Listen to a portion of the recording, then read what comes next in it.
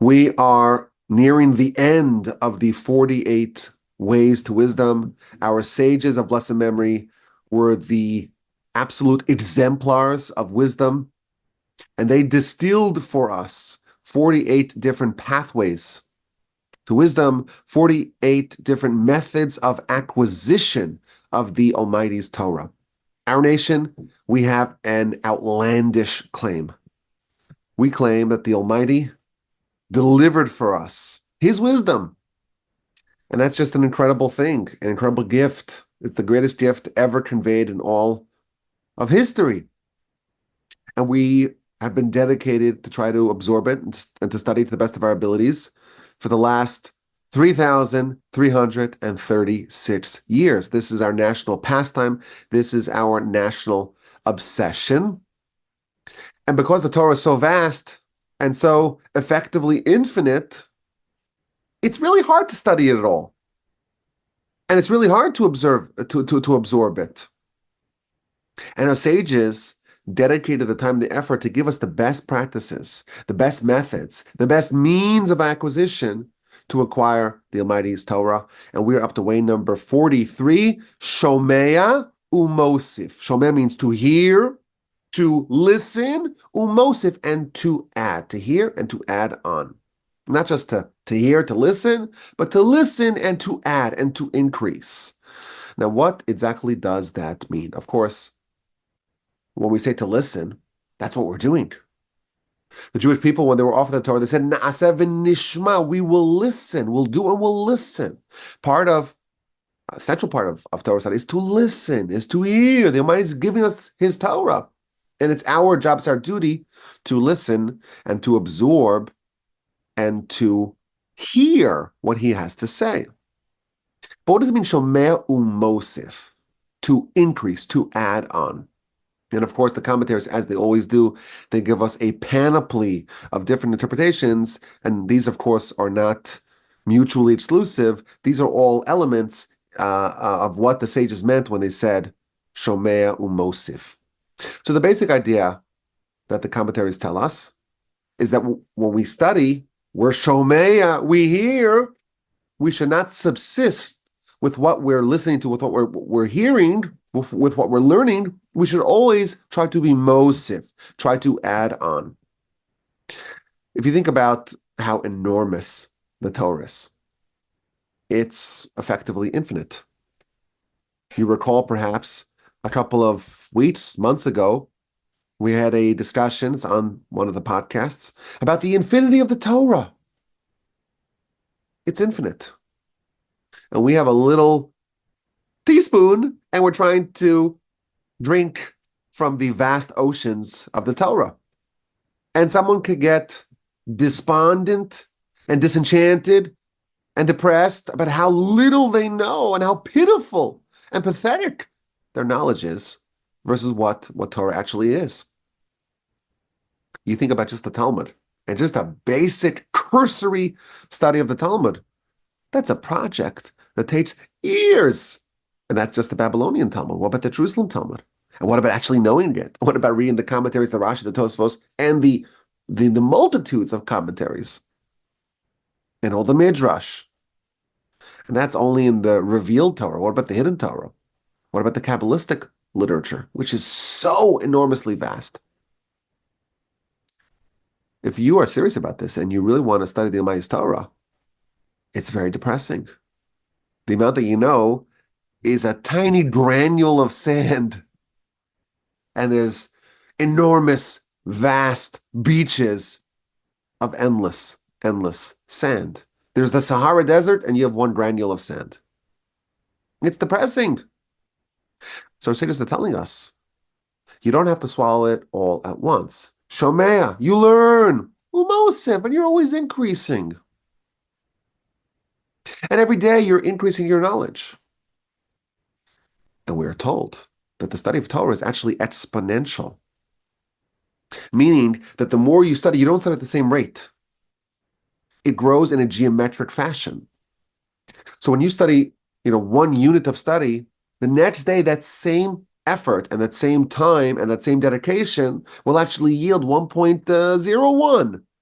of that unit, because it's all interconnected. All of Torah is an enormous matrix of the Almighty's divine wisdom. And thus, when you're listening and you're learning, it's going to increase. And there's the very slow and gradual, but there's a snowball effect where as you learn, your capacity to learn actually increases. And this is a very helpful idea that their sages are telling us, that you're shomeh, you're learning, and you're mosif. And you're not going to be content with mediocrity. If someone is content with what they know, they're in very big trouble.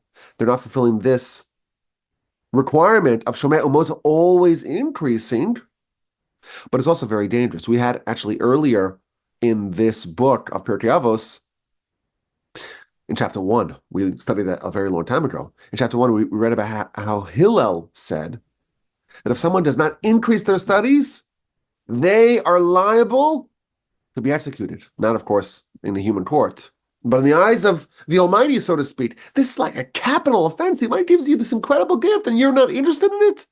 You're rejecting it. You're pushing it away. You're saying, I've had enough. I don't need any more. That is an affront, so to speak, to the Almighty. And really, of course, it's not actually a capital offense, but on a conceptual level, it's something which is an insult to the Almighty and really ought to be a capital offense. And I want to read to you a frightening comment from Rabbi Yonah on that Mishnah. Mishehu chacham, a person who is a chacham, a wise person, a sage, a scholarly person, but doesn't want to add wisdom. And they say in their heart, I already studied enough. I read the whole Torah. I read the Mishnah. I read the Talmud. I understand it. I see the ways of the Torah and the pathways of Torah. Now I could move on to other things. Why do I need all this pain? Studying Torah, it's demanding and it's difficult. I've had enough. I'm content. Why do I need to delve into it deeper? Says Rabbi Yaakov, I'll read you what his words. Yehi ratzon, may it be the will of God, shezeh ha'ish yamus. This person should die. The great Rabbi Yaakov, one of the great medieval commentators on the Torah, on the Mishnah, on the Talmud, he's saying, may it be the will of God that this person dies. V'yasef el amav, and he should be gathered to his people, which is a term of saying that they died. We're told, and again, it's hard for us living in the modern world, and some of these ideas are so foreign to us. It's hard for us to appreciate this. But if you read what the Almighty is telling us, and you read what our sources say, the reason why we're here, why did the Almighty create us? Why did He give us life? What are we here to do? We're here to do His will. And that is encapsulated in the Torah. Our Torah is our life. That's what we're here to do. That's the main course. That's the main objective of life. And if a person's saying they want to opt out, I've studied enough, I don't want to increase, in effect, they're saying, I don't want life. And that, of course, is a terrible thing. And again, it's hard for us to appreciate that because we think life is about all the other things. You read every headline in the world, you won't find probably a single headline in today's newspapers that say that life is all about trying to figure out what the Almighty wants from us and trying to absorb His teachings and His lessons to the best of our ability. You won't find that, I don't believe, in any headline, in any national newspaper, or even the regional ones.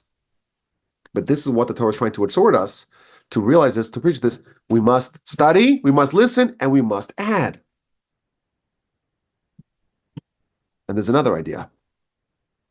When you listen, it's a form of studying that you're listening from a teacher. Shomea means to hear from a teacher. How long should you stay a student? Is there a point in time when you graduate and you are no longer a student and you are independent in your studies? That's a tricky question because we don't want to keep the training wheels on forever. And you are supposed to graduate and gain independence in your studies. And then one of the primary objectives in the great yeshivos is that The students can learn how to learn, can study how to study, and can develop a degree of independence. But nevertheless, that does not mean that a person should not have a teacher. You should be shomea to hear from a teacher, umosif, and continually hear from a teacher. My grandfather, blessed memory, he made it a practice to always have a teacher. To always have a teacher. And in 1936, when the great Rabbi Yerucham Levovitz passed away, suddenly, at a young age, my grandfather migrated to a different teacher. And when he passed away, he found a different teacher. And when he passed away, he found a different teacher. And at the end of his life, you were to ask him, who is your teacher? He would point to a great rabbi who was 20 years his junior. Why? Because you should always have a certain element of your Torah life should be shomea, umosif. You should always be listening and not opt out of listening. That doesn't mean that you listen to the teacher for everything. It doesn't mean that you don't actually learn on your own. Of course you do. But we must maintain some relationship with a teacher.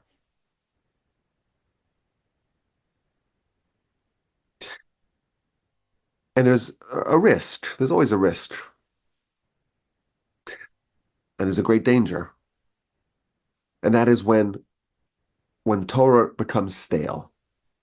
When someone says, I've heard enough, I've listened enough, I've absorbed enough, and now it's just playing the oldies. And it's a rerun. And there's a lack of novelty. One of our primary goals in our studies is to find a way to make the Torah new and novel and fresh. In many places in the Talmud, it's brought down in many places in Rashi, in his commentary to the Torah, we've dedicated over the years, out of the 1,500 plus episodes that I've recorded, I think one or two to this point. There's an imperative for novelty in Torah. Every day must be a recreation of Sinai. B'chol yom, every day, yihiyu beinecha kechadashim. You should view the words of Torah as being new and novel, as if this is the first time that you studied it.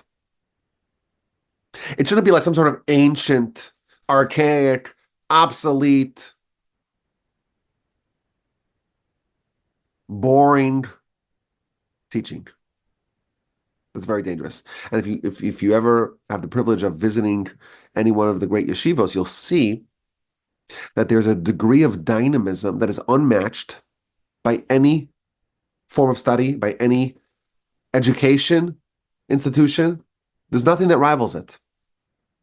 There's a ferocity and intensity of study, and no one would ever imagine if you just were dropped in, if the alien was dropped in, parachuted into one of the great yeshivos, you would think that there's something so fresh and so new that's being debated.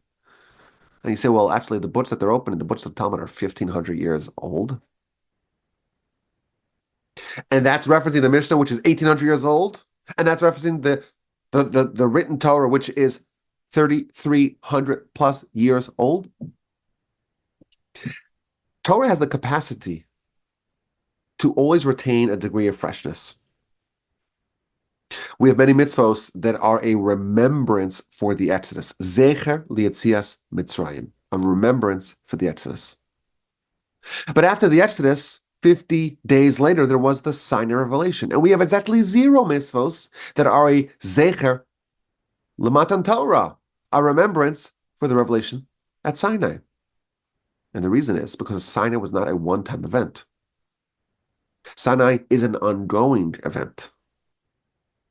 And the great sages, when they would study, all the trappings of Sinai would be recreated. When the great Yonasan ben Uzziel would study Torah, any bird that would fly overhead would be engulfed in fire. Why? Because at Sinai there was fire. And when they studied, there was a recreation of Sinai to the degree that any bird that flew overhead was engulfed in fire. And again, there's details for how to do this. But this is part of this way to wisdom as well. When you listen and you absorb, you do that increasingly, umosiv, and you add on to it. You never get sick of it, you never get tired of it, because it's always new. I remember when I had the privilege of being in the Mir Yeshiva in Israel, there was a pattern. It's a pattern that applies almost across the board. When you start the new semester, everyone's excited, everyone comes on time, and the lecture starts on time, and it ends maybe even a little bit later. Everyone's so excited to study. Everyone's all fresh and ready to go. And then a month in, maybe you start 5 minutes late. The pizzazz maybe is not quite the way it was at the beginning. And by the time the semester is over 6 months later, the lecture is starting 20 minutes late and ending a little bit early, and people are already itching, for their vacation. But there were some groups that, as the semester progressed, not only did it not weaken, it got more intense, and it got stronger, and it got longer, and it started earlier and ended later. There is a way to do that, where the more you study, you're increasing. You're listening and you're increasing. Why are you increasing? Because you've tapped in to the power of Torah to always have within it an element of the sign of revelation, and to always have that freshness and novelty. And every day that's deepening. And every day you're getting even more excited. There's another idea that the commentaries tell us, shomea umosif, to hear and to add. You hear an idea. You hear an interpretation. You hear an angle. You hear a perspective on a given subject. There was a question that was resolved. You have an answer. You have a resolution. You can move on. And, that issue is settled. Let's go on to other things. But the truth is, given that the Torah is effectively infinite, there are effectively infinite dimensions in Torah. So you could hear Shomea Umosab, and you could add. You could add an insight of your own. Every single day there are new books being published on Torah. Again, this is thousands of years old. And every single day, there are new books being published. I have a computer program that has scanned more than 100,000 Torah books.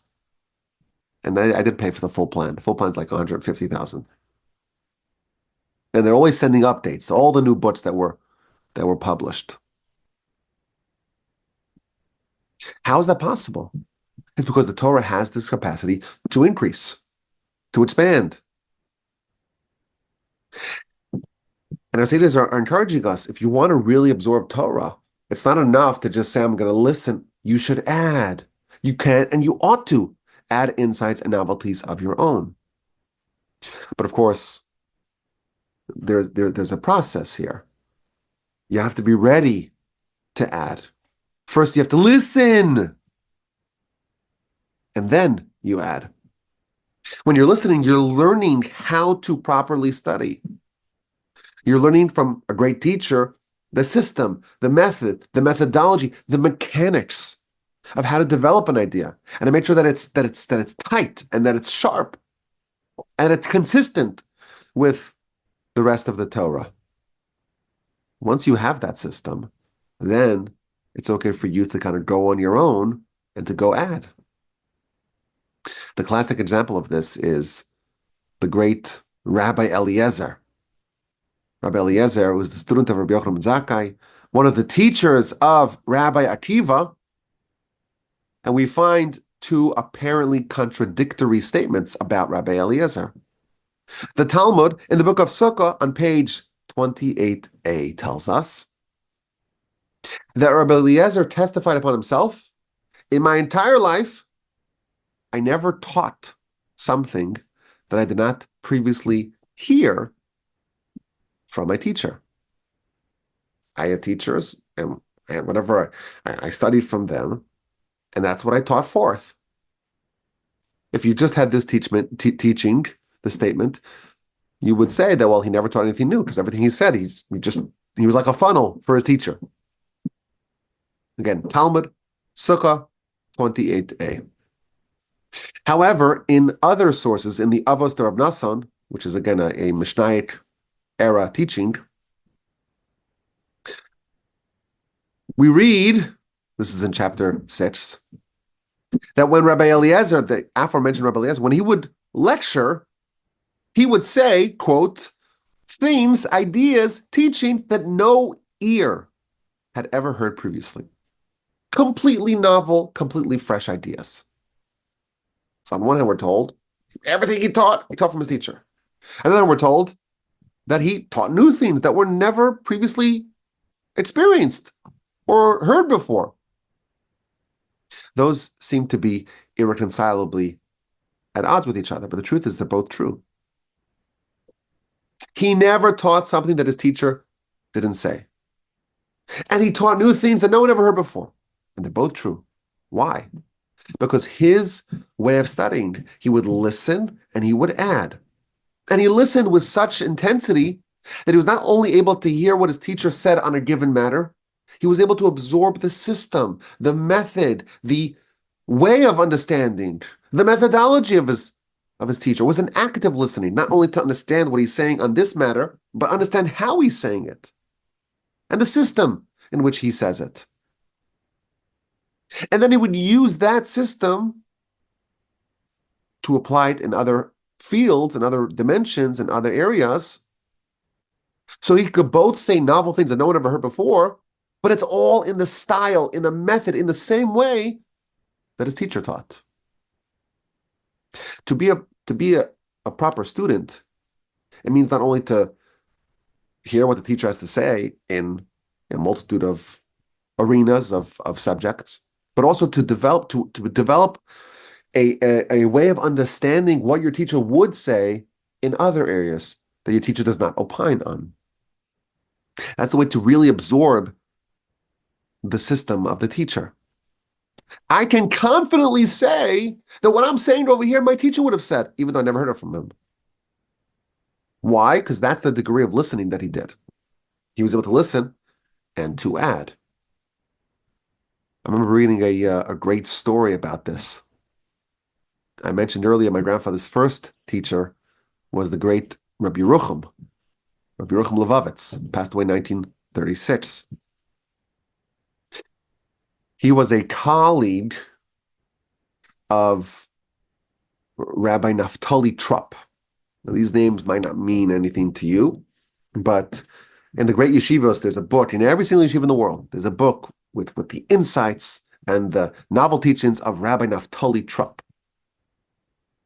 And he was the head of the yeshiva in Radin, and Rabbi Yerucham was part of the staff in the yeshiva in Radin. So they were friends and colleagues.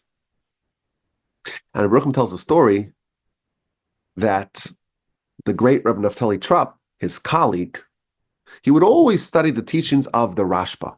And again, if these names don't mean anything to you, the Rashba is one of the primary medieval commentators on the Talmud. On the Talmud, many other writings as well. So if we think of the era of Rashi, Rambam, Ramban, Rashba is one of the sages of that era. So the Rabbi Trupp, in Radin, he would always study the teachings of the Rashba, and he would try to follow this system to listen and to add, meaning to learn the system of the Rashba. So Rabbi Yerucham, he had a challenge for his colleague. He found a question that the Rashba asks.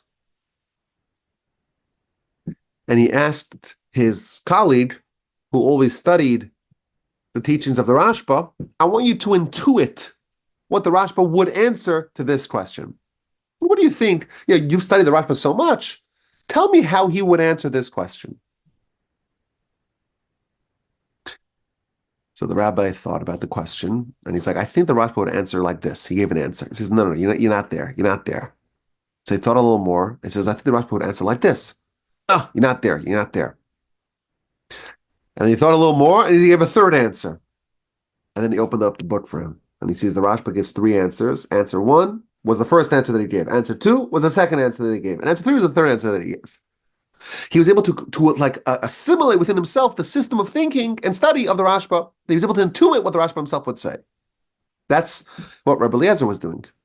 He never taught anything that he didn't hear from his teacher. And he taught things that no one ever said before. And they're both true because that's the system of Shomea Umosif. There's another idea. Again, there's only two words in the Mishnah. Shomea Umosif, that's it. And once you unpack it, you find so many different angles to it. When you hear something, you hear an idea, you hear an explanation, you hear a question, you hear an answer,